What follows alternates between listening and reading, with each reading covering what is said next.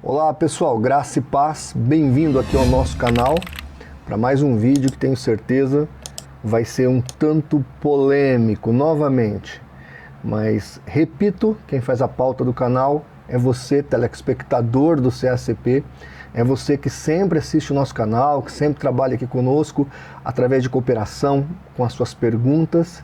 Então, se é polêmico é porque você escolheu a polêmica. Hoje nós vamos falar sobre Jefté. Afinal de contas, Jefté ofereceu mesmo sua filha em sacrifício?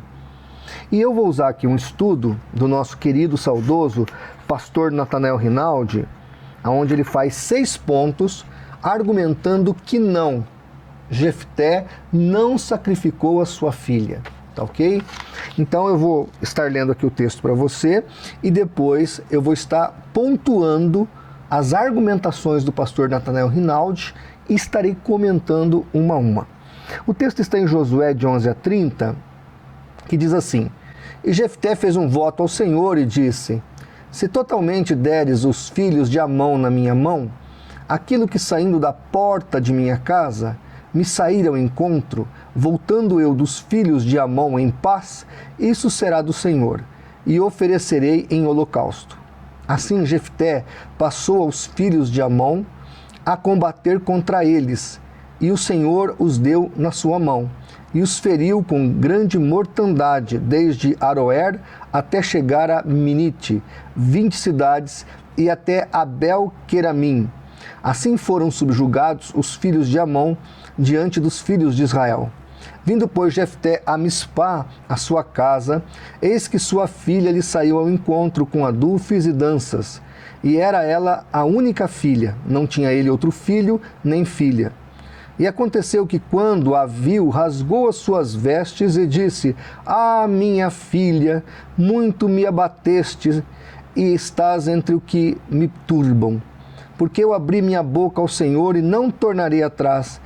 E ela lhe disse: Meu pai, tu deste a palavra ao Senhor, faze de mim conforme o que me prometeste, pois o Senhor te vingou dos teus inimigos, os filhos de Amon.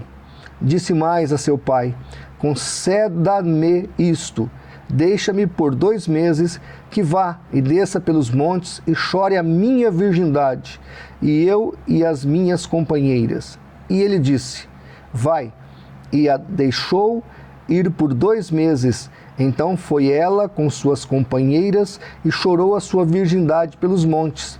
E sucedeu que, ao fim de 2 meses, tornou ela para seu pai, o qual cumpriu nela o seu voto que tinha feito.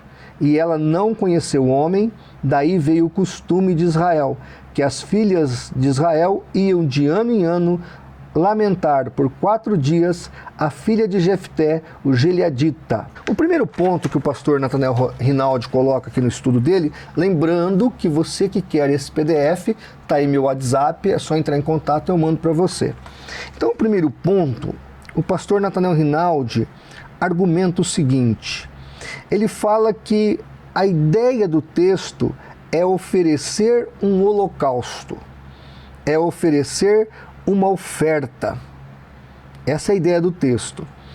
E ele diz que, segundo o Targum, que é a interpretação da língua hebraica do Velho Testamento pelos próprios judeus, nós encontramos uma explicação cabível de Levítico 27, de 1 a 7, onde o Senhor prescreve o preço pelo qual tanto varões como fêmeas que foram devotados ao Senhor poderiam ser redimidos. Então aqui o texto, a ideia do texto é que aquela pessoa que fez uma oferta, como Ana, de entregar o filho no templo e quisesse resgatá-lo do templo ou da oferta, tinha aqui uma regra que ele podia dar uma oferta e reaver o seu filho para uma vida secular. O varão de 20 a 60 anos seria redimido por 50 ciclos de prata e a fêmea por 30 ciclos. De 5 a 20 anos, o varão seria redimido por 25 ciclos e a fêmea por 10 ciclos de prata. Portanto, restava a Jefté este recurso, pagar uma soma relativamente modesta pelo resgate de sua filha. Tudo indica que ele não imolou a sua filha, mas simplesmente consagrou-se à virgindade perpétua, porque o texto trata de virgindade e não de morte. Se você ler o texto de novo, você vai observar que o foco é na virgindade. Então, a lei de Moisés já prescrevia. Então eu fiz um voto que eu ia deixar o meu filho no templo para servir ali na obra de Deus. Mas de repente mudou a circunstância, eu queria meu filho comigo. Eu vou até o sacerdote, eu dou uma oferta determinada pela lei e o meu filho está suspenso daquele voto. Tá? Então aqui é uma regra muito interessante ser observada, que Jefté provavelmente se utilizou dela para dar a sua oferta. Pastor Natanael Rinaldi faz uma segunda observação, que é o segundo ponto. Não podemos conceber, diz ele, que Jefté tivesse a intenção de oferecer em holocausto qualquer coisa que de sua casa viesse ao seu encontro, pois poderia ser que lhe aparecesse um cão ou outro animal qualquer, o qual de maneira nenhuma, segundo a lei mosaica e as tradições da época, serviriam como holocausto. Então, qual é o argumento aqui do pastor Natanael Rinaldi? Ele está dizendo que na cabeça do Jefté, quando ele fala que iria oferecer aquilo que viesse ao encontro dele, é aquilo que seria sacrificial a Deus, aquilo que seria agradável a Deus. Então, um cordeiro, um boi, uma vaca, então saiu um animal ao encontro dele ali, que ele tinha os animais soltos na sua propriedade, ele ia oferecer um desses animais. Mas animais que fossem puros, segundo a lei e a tradição. Ele não estava pensando num cachorro, numa onça, num javali, não, ele estava pensando num animal que seria dentro do contexto do sacrifício recebido por Deus. Imaginar que Jefté pensasse num ser humano ou pensasse num animal imundo para agradar a Deus, não faz muito sentido. Terceiro ponto que o pastor Natanael Rinaldi coloca aqui é que os sacrifícios de crianças a Moloques, por exemplo, Deus adorado pelos amonitas e combatido por Jefté, era terminantemente proibido ao povo de Israel e declarado abominação pelo Senhor, Levítico 20, de 2 a 3. E seria ainda maior o insulto se o juiz de Israel oferecesse a sua própria filha a Jeová. Qual é o argumento aqui do pastor Natanael Rinaldi, que é o terceiro argumento? Levítico 20 deixa claro, Deus não aceita sacrifício humano. E aí a analogia é com o Moloque, que recebia o sacrifício das crianças. E o que o texto está dizendo?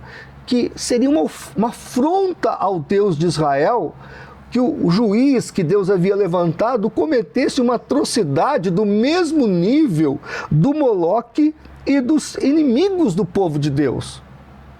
Ou seja, é inconcebível. Como é que pode o juiz que Deus levantou fazer uma oferta tão terrível quanto aquelas que eram feitas a Moloque, que era um deus que tinha uma barriga gigante, que estava incandescente, em fogo, em brasa, e a criança era jogada ali, o ser humano era jogado ali em sacrifício. Deus abominava isso. Imaginar que Deus quisesse algo semelhante do seu servo, e aí por isso deu a vitória para Jefté, é algo de uma mente um pouco que não está alinhada ao que a palavra de Deus está dizendo. O quarto ponto colocado aqui pelo pastor Natanael Rinaldi diz o seguinte: não encontramos na Bíblia precedente para tal oferta ao Senhor. Pelo contrário, os reis que promoviam a queima dos filhos a Moloque eram duramente castigados por Deus. Manassés, por esse ato abominável, foi levado cativo à Babilônia, onde sofreu muito. Então ele está dizendo aqui, o pastor Natanael Rinaldi, no seu quarto ponto, que ele, toda vez que analisa a Bíblia e viu alguma pessoa que agiu dessa maneira, a pessoa que está ligada à aliança e a Deus, no caso aqui Manassés, Deus castigou severamente essa pessoa. Obviamente que Deus não abriria uma exceção para Jefté. Quinto ponto: nenhum pai tinha autoridade para matar o seu próprio filho, mesmo se este estivesse em falta. Aí nós vamos encontrar aqui no texto o caso da família que tinha um filho rebelde, criminoso, um filho que fazia barbaridade, e aí A lei de Moisés determina, Deuteronômio 21, 18 a 21, 1 Samuel 14, 24 a 45, que o pai levasse o filho até as autoridades. Vamos supor que o filho cometeu um crime de pena de morte. O pai e a mãe levavam até o sacerdote, ou avisava o sacerdote, e aí então a autoridade cumpriria a pena contra o filho desse casal. Mas o casal em si, o pai e a mãe, não poderia, mesmo que o filho cometeu um crime de morte, o pai e a mãe não poderiam agir contra o seu próprio filho, mesmo ele merecendo a morte. Tinha que chamar a autoridade do templo, a autoridade sacerdotal, que assim, se fosse preciso, até a pena de morte, mas era através da autoridade, não os próprios pais, porque Deus não admitia. Sexto ponto, o verso 39 de Juízes 11 diz o seguinte: seu pai cumpriu nela, sua filha, o seu voto que tinha votado, e ela não conheceu o varão. Pastor Nathanael Rinaldi continua: expressa a ideia de que a jovem foi devotada à vida celibatária. Consequentemente, a lamentação de suas companheiras não foi pela sua morte, mas por causa da sua virgindade perpétua. Juízes 11, de 38 a 40. Então veja, senhoras e senhores, a argumentação do pastor Nathanael Rinaldi é lógica. A lamentação do texto dela e das amigas não era pela morte da moça, mas pela sua virgindade, porque ela foi consagrada ao templo. Ok? E aí, o pastor Nathanael Rinaldi conclui dizendo o seguinte, que os eruditos e o grande número de teólogos entendem que o texto não aponta para um sacrifício humano, mas sim para um ato de consagração. Ele vai lá, faz a oferta, paga pelo voto e ainda deixa a filha no templo em sinal de virgindade, consagração, como aconteceu com Ana e Samuel. Ela ficaria no templo servindo a Deus ali até o último dia da sua vida. Não casaria, não teria família, porque iria se dedicar à causa de Deus. É o que nós observamos nesse texto. Qualquer outra coisa é uma conjectura que poderia até ser, mas é uma forçação de barra sobre o texto e o contexto. Mesmo porque, apesar das falhas do Jefté, ele era um juiz chamado por Deus e ele tinha um coração sincero diante de Deus.